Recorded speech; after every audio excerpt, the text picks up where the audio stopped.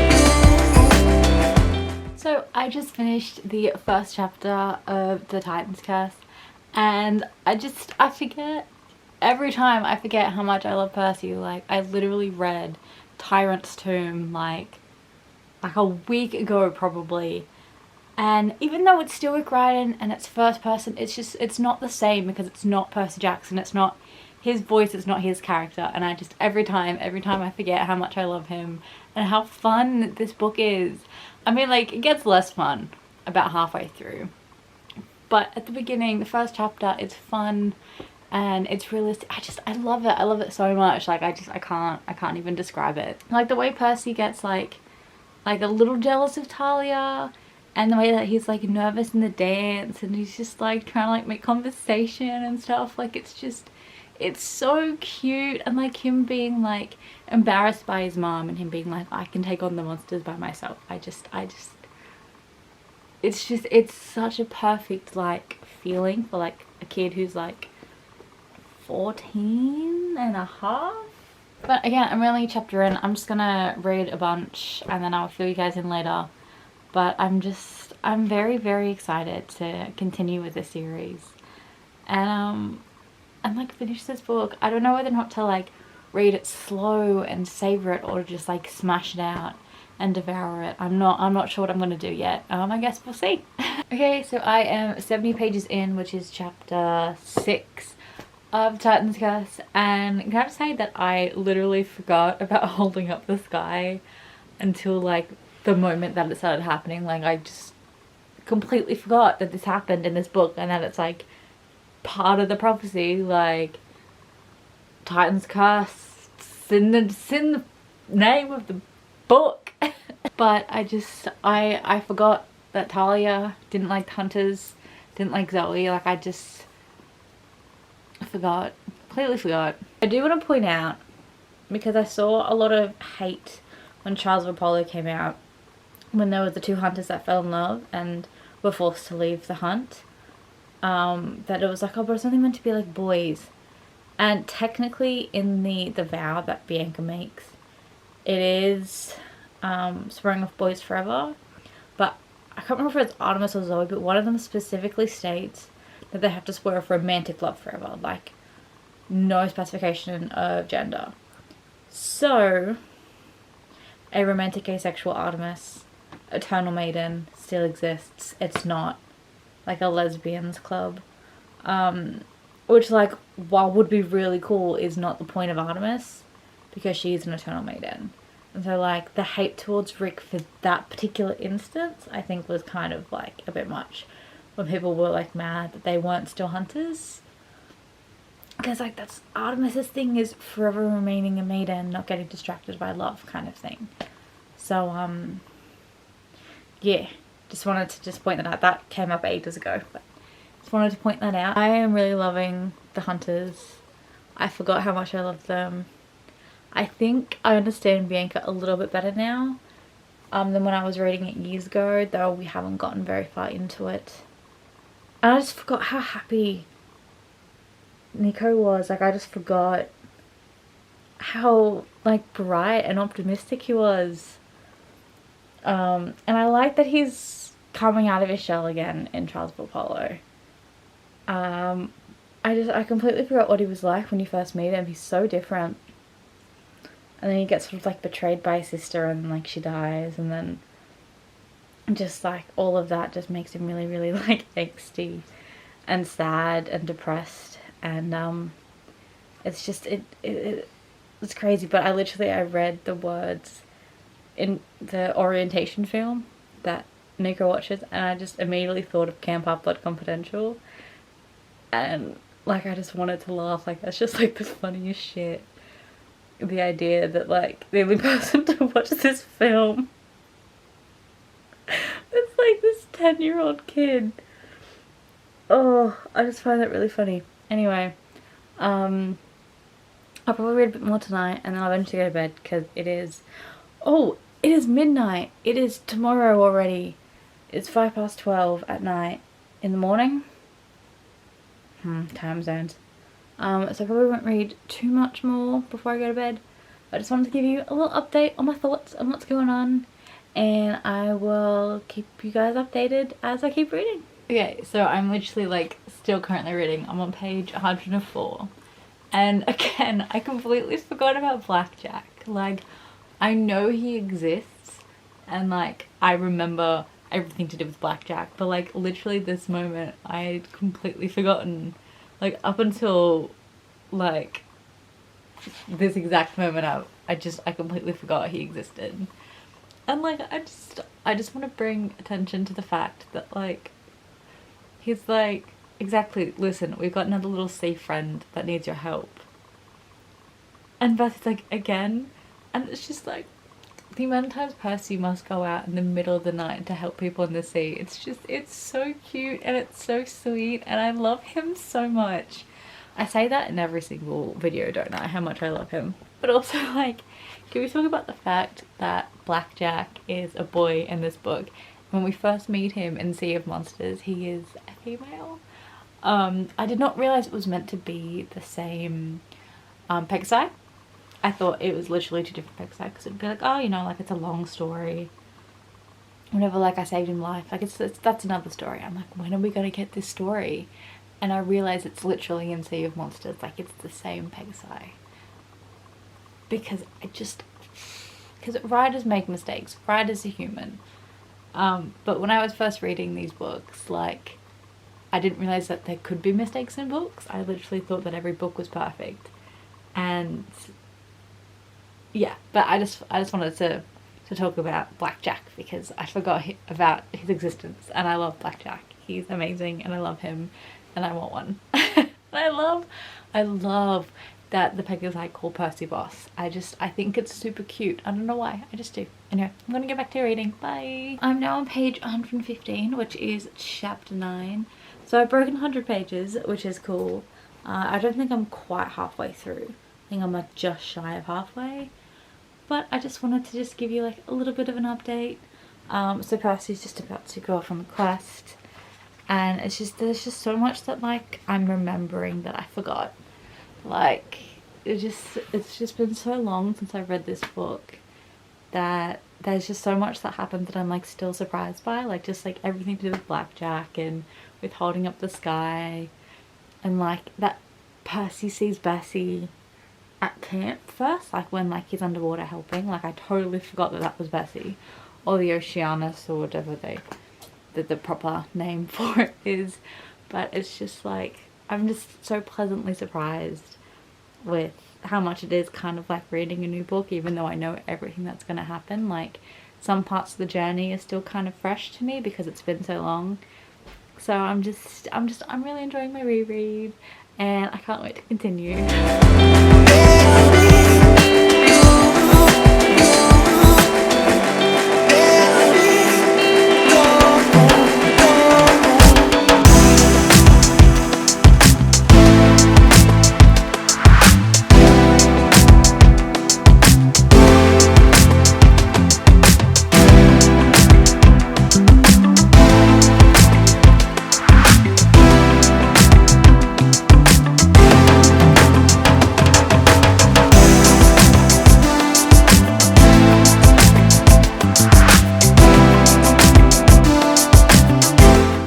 It is the next day. It is probably around midday. Haven't done any reading yet, but I'm about to go into the shops, the shopping centre, and I was thinking I might take my book and like see if there's like a cute place to like sit and read. I'm not really sure because I just kind of want to like get out of the house and like I have a reason to go, not a reason to like hang around. So maybe if I like take my book, I'll have a reason to like hang around and stuff. Also, apparently it's shorts weather today, and I'm not really prepared for shorts weather. But here we are. I finished on a page 152 last night, and so like I'm about midway through the book now, and I'm loving it as always, no surprise there. But yeah, let's see how much more I can get done today and if I'll finish it.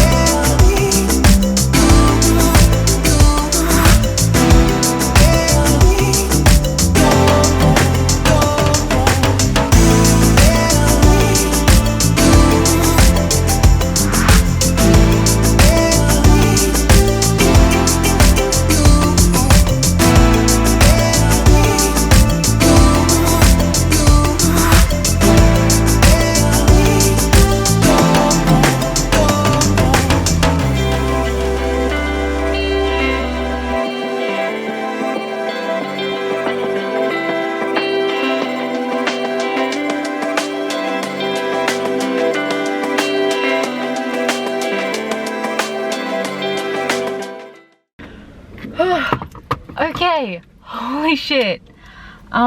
So everyone and their fucking mum was in the shops today, so I didn't actually do any reading. I went and got my birthday present for my dad, which is very belated because he wanted a movie that only came out today. And it was so hot, and this one shop is like outside, And so by the time I got back inside, I was sweating, and I was like, oh, like grab some lunch and grab a table, and then I can like read at the table. And it was just so busy today that like I just couldn't get, I was not comfortable enough to read. Like I would not have been able to focus on reading. And so I was like eating my lunch, like trying to think of a game plan.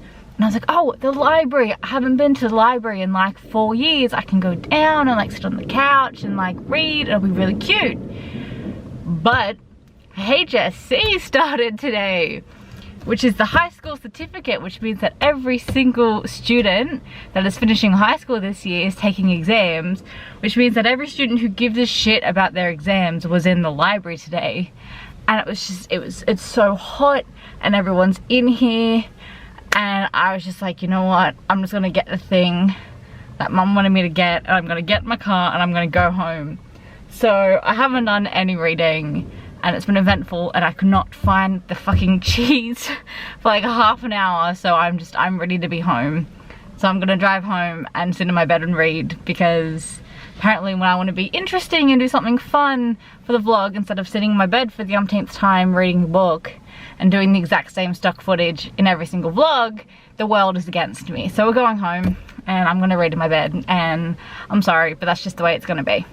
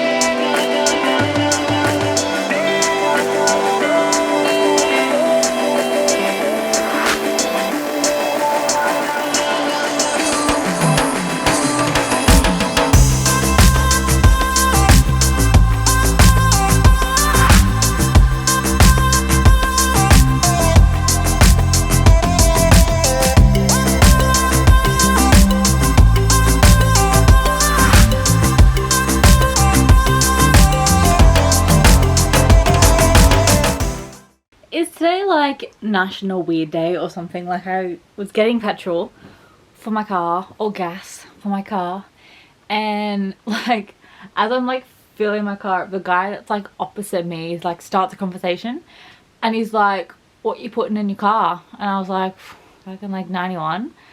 And he was like, what is it, a Mazda? You should probably be putting 95. Like fucking, I don't want to put premium shit in my car when I'm like, when the one that I'm getting is already ridiculously expensive. Like the specifics don't matter. What matters is that the conversation was fucking weird, and the guy was fucking weird, and I was just super uncomfortable and just like praying that this thing would go faster so I could get the fuck out of there. And I was just like, what makes people think that they can just like start conversations with random people? Like, I was in no way, shape or form. I didn't even make eye contact with the guy, and he said hi. And I was like, I'm just trying to fill up my car so I can move on with my life. Like, this is why I don't like going outside. Because people are weird. And all I want to do is read my book. So that's what we're going to do. I'm going to sit here and I'm going to read my book. And pretend like I didn't go outside today. Because everyone is being weird. And it's just like, just leave me alone.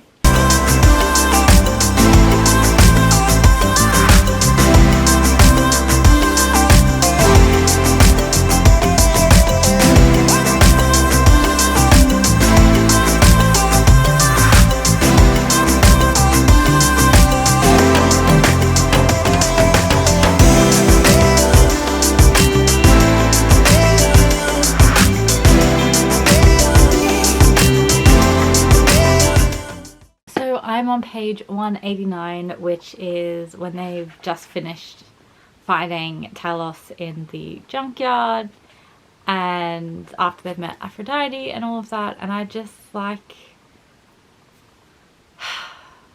I didn't have like a big sort of connection to Bianca. Like I always liked her as a character, but I think over the years I've sort of just kind of like forgotten how much she was a good character. And I just, I just wish we had more of a... I wish she'd stayed. And I just... It's fine, it's fine. I knew this was coming, but it's still sort of sad, like, you know, like I saw the junkyard and I was like, oh, here we go. So I think I've started to figure out why I like Titan's Curse the most. I think it's because this is sort of the first book where someone dies. Like, in Sea of Monsters, you have the Tyson scare, but like no one actually ends up dying. But in this book, 2 people die. And I think it's that serious change that oddly enough I like. But it's mixed in with like humour and like perspective and like all the pining and the crushes and everything. And it's just like I think it's such a great midpoint, and it's such a great middle book. And I'm very much enjoying my time with it. I'm loving Percy, Talia and Grover. I forgot how much I loved each of them individually, but also together, working together. I forgot how much I liked Zoe and Bianca. Like, it never, you know, like I know I liked them, but I think I understand them a lot better now that I'm older. And it's just like, sometimes I wish I could just jump into the book and like stop things from happening and like save people's lives, but this is where we are. So I think I'm going to take a little bit of a break and then I will finish this book a little later. Can you guess what part I'm up to? So I'm on page, I don't even know what, 262. Titan's Curse. I didn't actually take a break. I said I was going to take a break and then I just opened the book again. Oh my god. I forgot how sad Zoe's death is. I think this is the hardest it's hit me. Like, this is the first time like I've actually, like, tears have spilt over. I don't have anything else to say. I really only have probably like, oh god, I don't even know, 50 odd pages left, if that. So I'm just gonna smash through the last of this book and I'll update you guys at the end.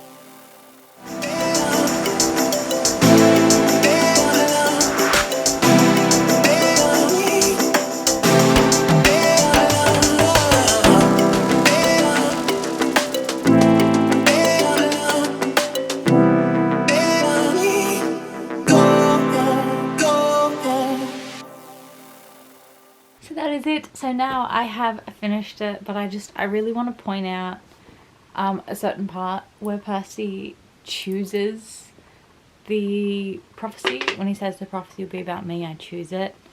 I just think it's such a pivotal moment for Percy. I think, you know, ever since he found out about the prophecy, he's wanted to avoid it. He's wanted nothing to do with it. It's a terrifying thought. Even now, he's still like, I don't want this prophecy. I don't want it. But he chooses it. And that just says so much about his character, that if it came down to him or another poor kid, he would choose it. And it just says so much about his character, and it's why I love him so much. I don't even have the words to describe it. I'm just gonna like finish my drink and then I'm gonna like finish this video properly. Give me a minute. So that is the end of my favourite Percy Jackson book, but it does mean that I get to start the Battle of the Labyrinth very soon, and I am very, very excited for that, because again, it's such, like, once you get past Titan's Curse, like, everything that happens is just so incredible.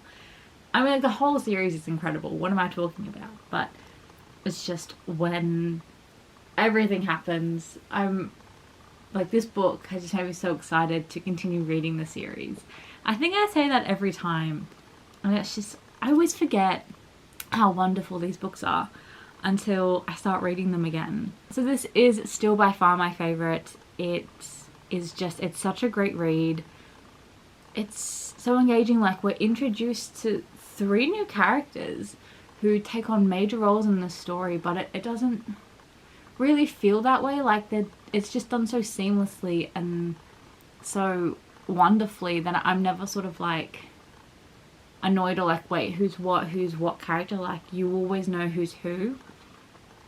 I think it's just done so well, and I think setting up Bianca and Nico is just so, like, it was just done so well. Like, they're sort of set up in The Lightning Thief, and then just the way it's, you know, you sort of realize that these kids are not, they don't have like the easiest, how do I say this, and sort of the build up in this book where it's like, wait, these kids have got some weird stuff in their past, like the time doesn't add up.